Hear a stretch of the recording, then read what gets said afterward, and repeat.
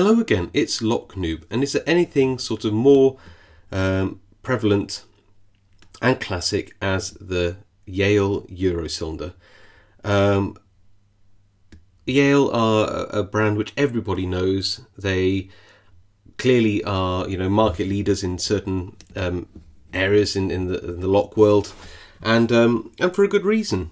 They make pretty good locks for pretty reasonable prices. They developed a name for themselves. Yeah, some are good, some are bad, some of their flaws, etc. But Yale seem to be the kind of de facto standard lock in at least the UK, and I think there's good reason behind it. And you can see two different variations here. I've got a very basic, very old Yale Eurocylinder, 5 pins.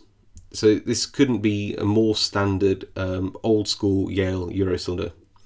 Then you've got a much more modern, brand new in fact, 6 pin Yale British Standard 1-star lock. A lock which I think I'll describe in the video later, has been a bit of a nemesis of mine when I first started picking. I found that the step up from your bog standard Millers and Yales, etc., to the 1-star was quite a leap, and you'll probably see why. Now, here's where the video is going to get a little bit strange, because I wanted to do a comparison between the older lock and the newer lock, and I did 2 separate videos.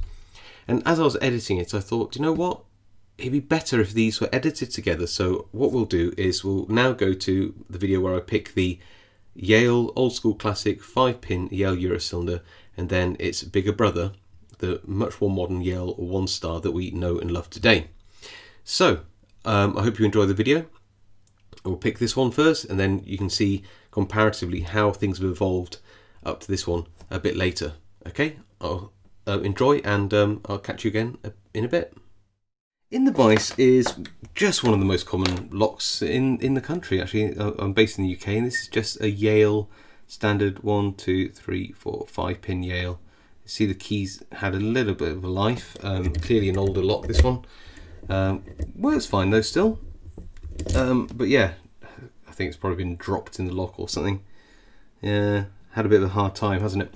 But yeah, these Yale, this classic Y1 keyways, just so common, so common. Let's have a go at picking it. And the reason why I want to pick this one is I'm going to try and pick where is it? I've got it here actually. The much newer Yale 1-star, the British Standard 1-star lock. I just thought it'd be really nice to pick its cousin or brother, this Yale 5-pin sort of first. Why not? A bit of contrast. All right, so just go in with a short hook. That's pin 5.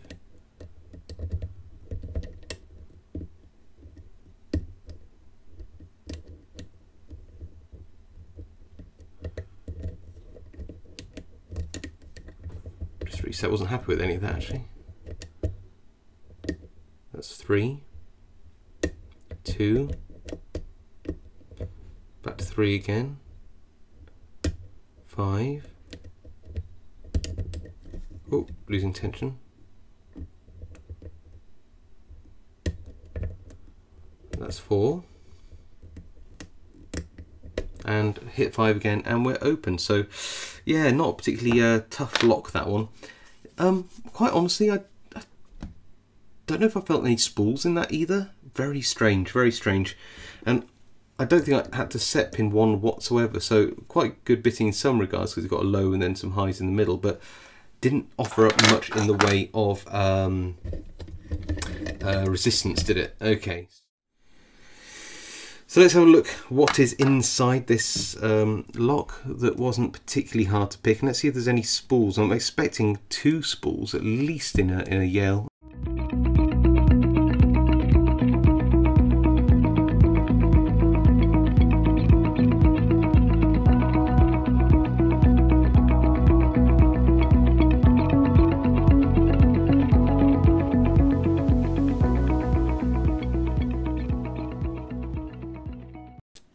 Yep, so very standard. This is how they pin up a lot of the rim cylinders that are 5 pins as well. Have a look at that. Very standard for a Yale. Let's just have a look at those spools in chambers. 1, 2, 2. Should that have fired? Should I have felt a spool? Yeah. Okay, so it might have just been the way that I picked it, especially chamber 4 there. Definitely should have had a spool. Interesting. You can pick locks with spools without firing the spools, but it's not quite as predictable as that. So maybe I was just lucky. I don't know, but there you go. That was it. The Yale Standard 5-pin lock, not British Standard, just a standard 5-pin Euro lock. Oh, we haven't looked at the key pins, but I'm going to say they're all standard. They've got to be right. They come out, these nasty greasy things. Standard, standard, standard, standard, standard. There you go. Nothing special there. All right, cool. Hope you enjoyed watching that. Watch, I think, next time we do a Euro lock, and we'll look at the vastly improved Yale 1-star cylinder. In the vise we have not quite a nemesis lock, but a lock which I certainly found hard to learn to pick when I was a beginner. So this is a Yale 1-star British Standard, and it's actually not a bad lock. Genuinely, not bad locks, these things.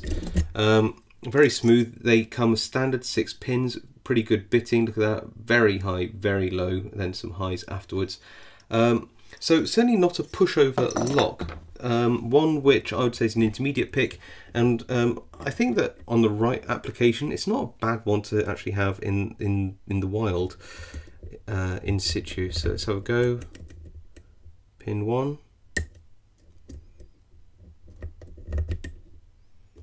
Pin 6, 5. 1 again. Pin 4.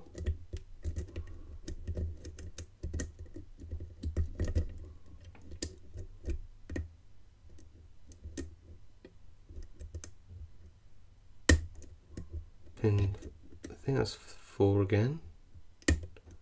That's pin 3. Pin 2. Overset, leave it. Pin 1, and we're open. There we go. So that was quite easy for a Yale 1-star cylinder. Let's actually see what's in here and see if we can get to understand why it was relatively easy.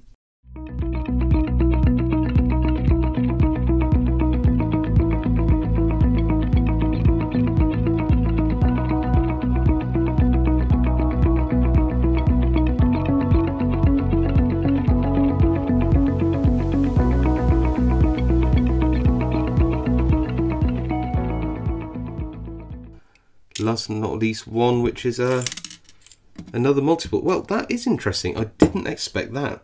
I thought there'd be at least one standard in there.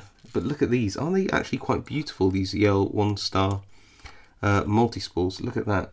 So why was it relatively easy? Quite low amounts of counter rotation. Let's pop these in and have a look.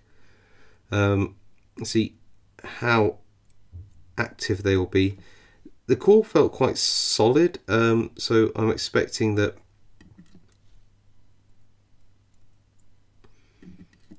the center part of these pins actually acted as a